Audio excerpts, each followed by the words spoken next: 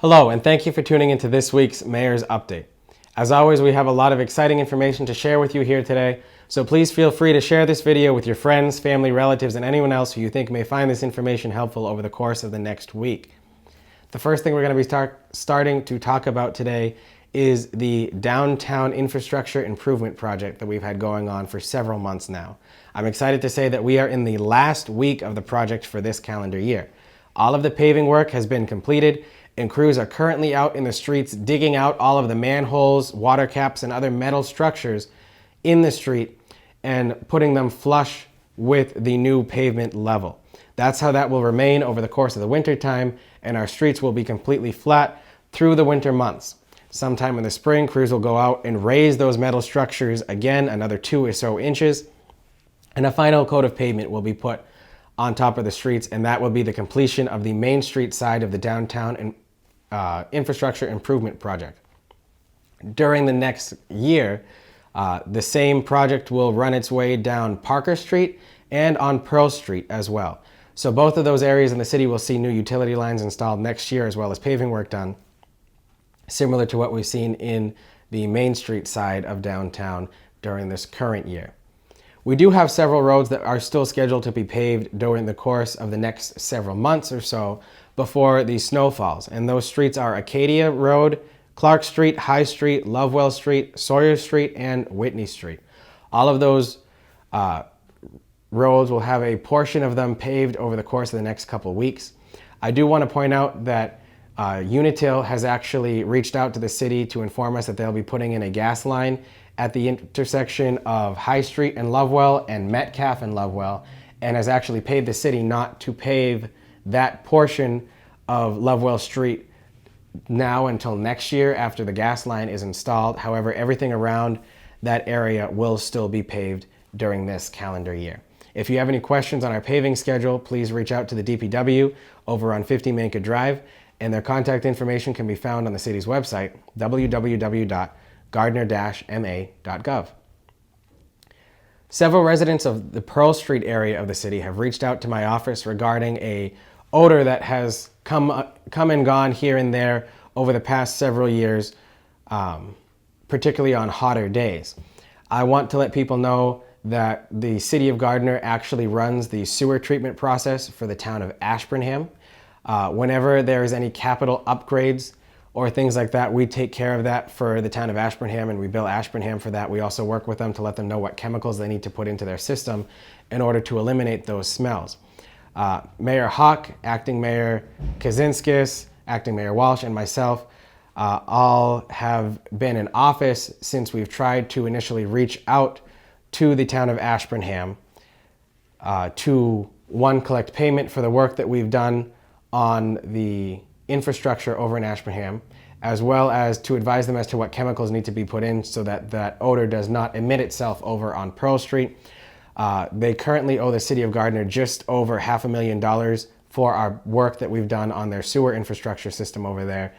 So we are still trying to begin that conversation with them, and I look forward to seeing how we can move that forward to eliminate that problem over in that area of the city. I actually live in that area of the city, and I understand what our residents are going through over there. So to all of our residents over there who have called our office, please know that we are trying our best to eliminate that problem once and for all. I understand it's been several years that this has been an issue, but hopefully we are rounding the corner to where we won't have to deal with that anymore. I want to congratulate the Montechusett Veterans Outreach Center on their recent expansion that they opened this past week.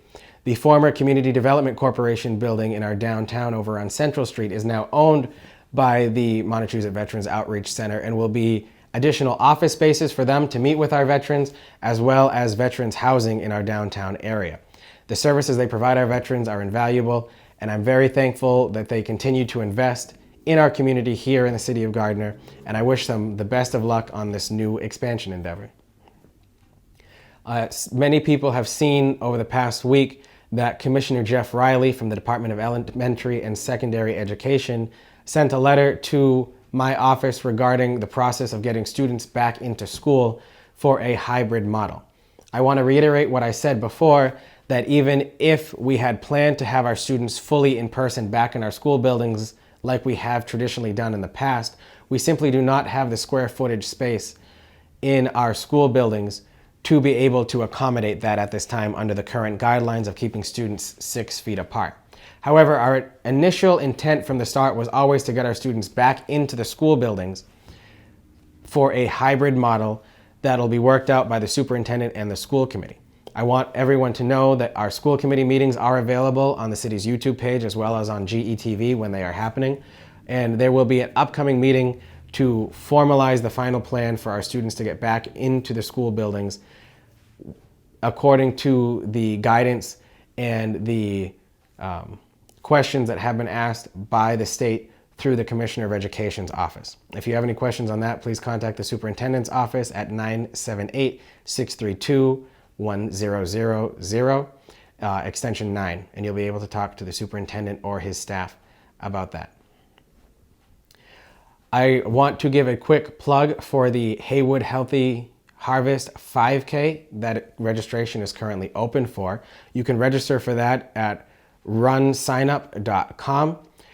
The reason why we are promoting that this year is all of the proceeds from this year's 5K will be put towards resources for social and emotional health for our students in the region who are going through different and difficult times right now, adjusting to remote learning, not being with their friends as much, even in a hybrid model, adjusting to the different school schedule and the different requirements that are put on our students there. We understand this is a stressful time for many people, so I'm very happy to see Haywood step up and help play a part in making sure our students have the resources they need to promote both their physical and their mental health.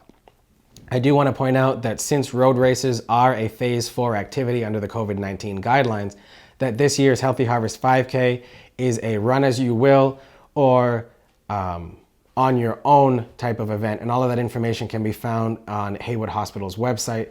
But we want to make sure that the residents know that this service is available for anyone who wishes to take part in that and help make a difference in our community. With that said, I also really want to thank Haywood Healthcare for all of the invaluable work they provide our community as a whole. Not just here with the pandemic and the work that they've been doing in keeping our community updated and safe and providing their patients with the best care possible. However, I also want to point out that they help partner with our Boys and Girls Club. They help us provide food to our students who are suffering with insecurity needs. They're helping our different local organizations to make sure that everyone in the community feels safe, healthy, and secure, not only for the work that they do directly with Haywood Hospital, but just that their overall quality of life is lived in a healthy manner. And that's something that I can't thank Haywood enough. And I'm very proud and excited to have Haywood Hospital here in our community as one of the most valuable resources we have here. They're not only our largest employer, but they're one of the people that makes the largest impact in the daily lives of our residents here. And I can't thank them enough for that. While we are on thank yous, there's also a couple people left to thank before we close this week's update. I want to say a very personal and heartfelt thank you to our Fire Chief, Richard Aries, for his service to the Gardner Fire Department over the past 48 years.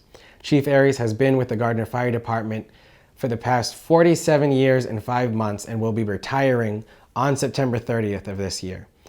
For those of you who have ever talked to Chief Aries, he is one of the kindest and most dedicated employees that we have here in the city, and we are very sad to see him go. But we know he won't be that much of a stranger either.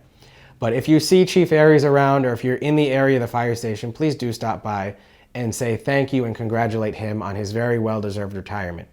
Chief, you've done very well for us over your time here in the city, and you've made us very proud, and enjoy your retirement. The last thank you I want to say before we close today's video is I want to thank Tim, Matt, and Andrew from the Gardner Educational Television Department. Many people are very happy with how these weekly updates are going. And to be honest, when I started as mayor and I saw that Acting Mayor Kaczynskis was doing these video updates weekly, I was a little nervous myself on, am I gonna know what to say? How am I gonna film them? How am I gonna get them up in time? And they stepped up, they've come, they've helped film these weekly, they've helped put them together, get them up on GETV, up on YouTube, worked with my office to get them up on the city's website. And I can't thank them enough for taking the time out of their schedule to help us keep you informed as to what's going on in your city so you know what's happening here in your home. So thank you very much to GETV and their staff for all the work they're doing. But that concludes this week's update. Until we speak again, please continue to watch out for yourselves and others. Please take care of your own mental and physical health, particularly during these trying times. And until we speak again next week, I hope you remain well, safe, and healthy, and I look forward to speaking to you soon. Thank you very much.